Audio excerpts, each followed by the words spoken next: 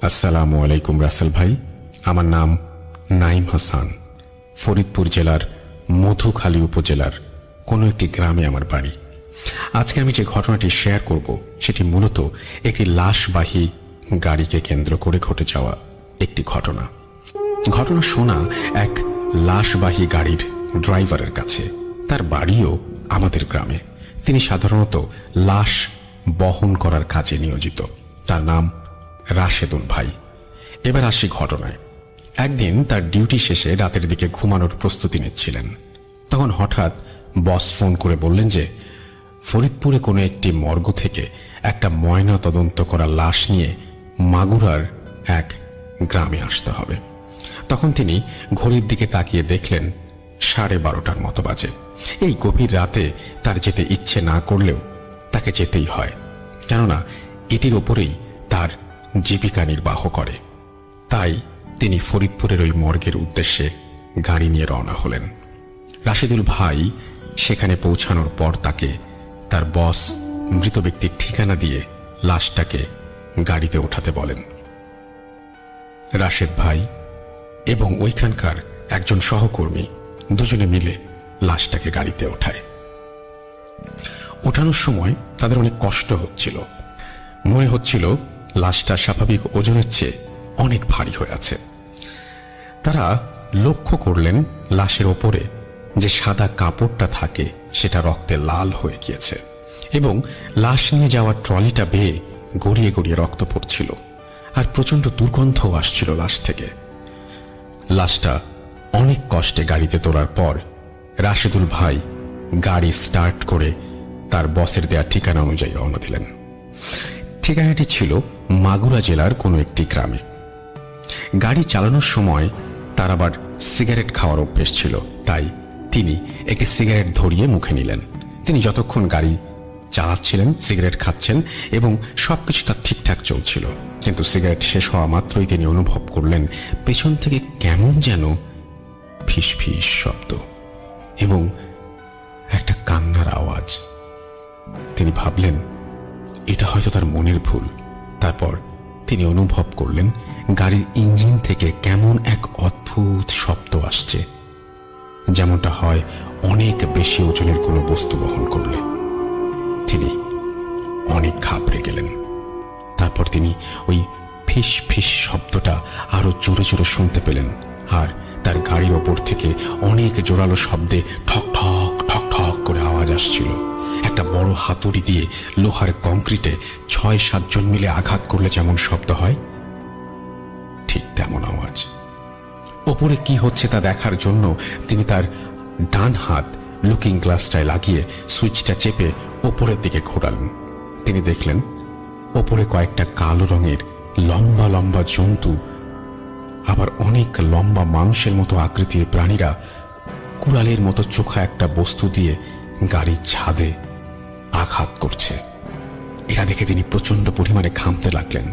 তিনি গাড়ির স্পিড বাড়িয়ে দিলেন, তাও যেন পথ শেষ হচ্ছে না।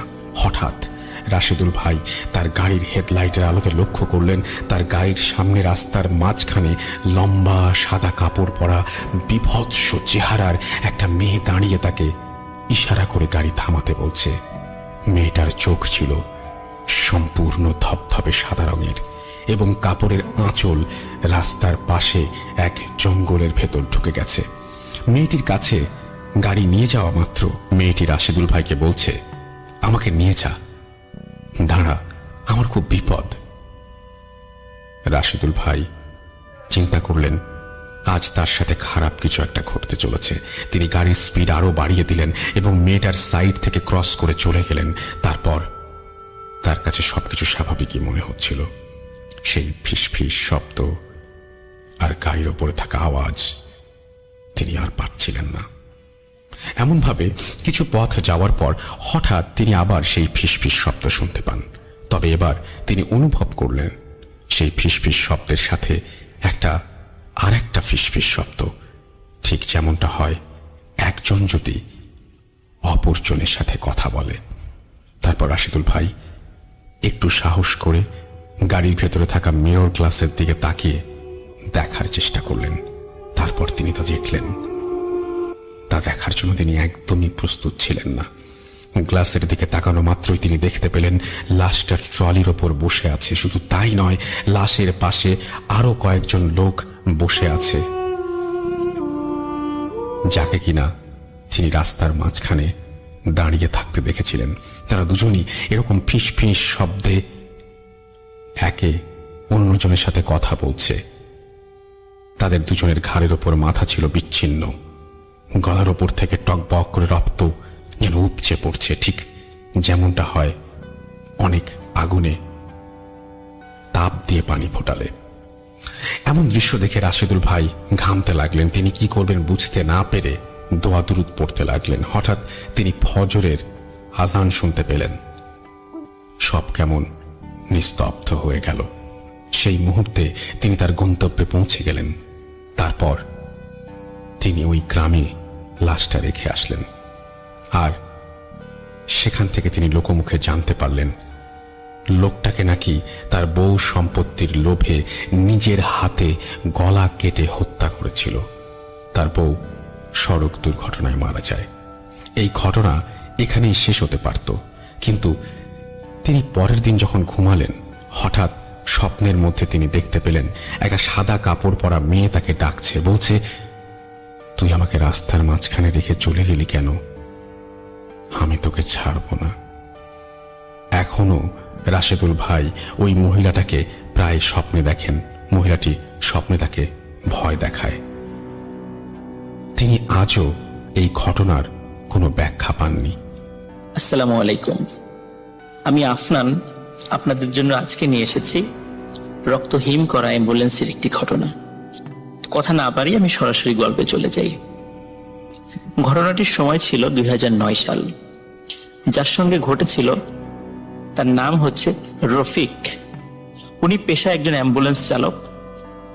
উনি অ্যাম্বুলেন্সটা বেসিক্যালি দুটো মেডিকেল থেকে দুটো মেডিকেলের রোগী বা লাশ উনি আনা নেওয়া করেন। একটি হচ্ছে মিডফোর্ড হসপিটাল আর একটা হচ্ছে ঢাকা মেডিকেল কলেজ। উনি সাধারণত ঢাকা মেডিকেল কলেজের এদিকে বেশি থাকেন, কারণ এখানে দেখা যাচ্ছে যে রোগীর পরিমাণ বেশি, ওনার ট্রিপটাও বেশি পাওয়া যায়। এই জন্য উনি সাধারণত ঢাকা মেডিকেল কলেজের এই সাইডটাতেই ওনার আনাগোনাটা বেশি। যেদিন ঘটনাটি ঘটে ওই তারিখটা ছিল হচ্ছে মঙ্গলবার এবং সময়টা ছিল আগস্ট মাস। তো এমন একটি সময়ে, ওই সময় প্রচন্ড গরম ছিল, গরমকাল বেশ, কারণ আগস্টে তো আমাদের এখানে বেশ বাংলাদেশে কিন্তু বেশ গরম থাকে। ওই সময়ে রাত বাজে প্রায়, ওনার ভাষ্য অনুযায়ী রাত বাজে তখন প্রায় 11টা। ওনার পরিচিত একজন ব্যক্তি, যিনি ওই হসপিটালের 4র্থ শ্রেণীর একজন কর্মচারী, সাধারণত তাদের মাধ্যম দিয়ে ওনারা ট্রিপগুলো পেয়ে থাকেন। সেই ব্যক্তিটি এসে তাকে জানায় যে আরিচার ঘাট যেটি রয়েছে, এই ঘাটের পাশে একটি গ্রাম রয়েছে, সেই গ্রামে একটি লাশ পৌঁছে দিতে হবে। এখন তিনি জিজ্ঞেস করেন যে লাশের কি হয়েছিল, কিভাবে মারা গেল। তখন তারা বলে যে উনি এমনিতেই বার্ধক্যজনিত কারণে মারা গেছেন। তো এই কথা বলার পর উনি রাজি হয়ে যান এবং সাধারণত যে ভাড়া ওনারা ঠিক করেন অ্যাম্বুলেন্স চালকরা, দেখা যাচ্ছে ভাড়ার একটি অংশ যিনি এই ট্রিপটা এনে দেন তাকে দিতে হয়। তো ঠিক হলো যে তখন 7,000 টাকায় আরিচায় পৌঁছে দেবেন। ওই সময় কিন্তু 7,000 টাকা অনেক, আরিচা অনুযায়ী, যেহেতু নদী পার হতে হচ্ছে না, ফেরির খরচটা লাগছে না, সেই অনুযায়ী 7,000 টাকা কিন্তু ওনার জন্য বেশ ভালো অ্যামাউন্টের একটি টাকা। উনি রাজি হয়ে যান এবং 4র্থ শ্রেণীর কর্মচারীকে উনি 2,000 টাকা দেন এবং 5,000 টাকা উনি ওনার কাছে রাখেন। এরকম একটা শর্ত হয় আর কি। এবং ট্রিপ শুরু করার আগেই ফুল টাকাটা পেইড করে নিতে হয়। সাধারণত ওইখানে নাকি এইভাবেই সিস্টেমে এই ট্রিপগুলো অ্যাম্বুলেন্সের যারা চালক তারা এরকম এই কাজটা করে থাকেন। কারণ অনেক সময় দেখা যায় লাশ নিয়ে বাসায় নামানোর পরেই সবাই লাশ নিয়ে ব্যতিব্যস্ত হয়ে যান, অ্যাম্বুলেন্সের কথা মনে থাকে না, চালকের কথা মনে থাকে না। এই জন্য ওঠার আগেই সাধারণত এই টাকাটা ওনারা পারতপক্ষে নিয়ে নেওয়ার চেষ্টা করেন। যখন লাশটি নিয়ে আসা হয়, লাশের সাথে 4 জন লোক ছিল, 3 জন পুরুষ এবং 1 জন মহিলা। গাড়িতে ওঠার পরপরই স্বাভাবিকভাবেই রফিক সাহেব উনি টাকা দাবি করেন এবং ওনারা কোনো ধরনের কোনো উচ্চপাচ্য ছাড়াই টাকাটা দিয়েও দেন। গাড়ি চলতে থাকে। রাত তখন প্রায় 1টা বাজে। রাত 1টার মধ্যে ওনারা মানিকগঞ্জ প্রায় পার হয়ে যাবেন এমন একটি সময়। তো হঠাৎ করে উথুলি নামক একটি জায়গা রয়েছে। এই উথুলি জায়গা থেকে সামান্য একটু পার হলেই হাতের বাম দিক দিয়ে পাটুরিয়া ঘাটের দিকে রাস্তা চলে গিয়েছে এবং সোজা রাস্তাটা চলে গেছে হচ্ছে আরিচা ঘাটের দিকে। এখন যেহেতু আরিচা ঘাট দিয়ে ওইভাবে ফেরি পার হয় না, এখন পাটুরিয়া ঘাট দিয়েই হয়।